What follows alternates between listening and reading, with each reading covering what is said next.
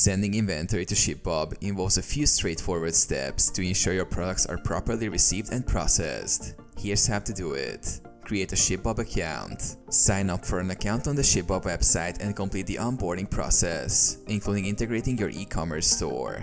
Set up inventory in ShipBob. Log into your ShipBob account and add your products to the inventory list. Provide detailed information about each item, including SKU, quantity, and product dimensions. Prepare your inventory. Label your products according to ShipBob's guidelines. Each product should have a unique barcode label for accurate tracking. Create a shipment plan. In the ShipBob dashboard, go to the Inventory tab and select Create a Shipment.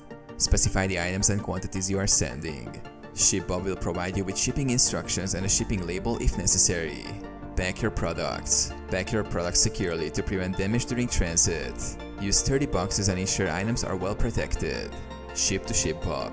Send your inventory to the designated ShipBob fulfillment center using your preferred courier. Follow ShipBob's shipping instructions and include any necessary documentation. Track your shipment. Monitor your shipment's progress through the carrier's tracking system and ShipBob's dashboard. Confirm receipt once the shipment arrives at ShipBob's facility. Verify inventory.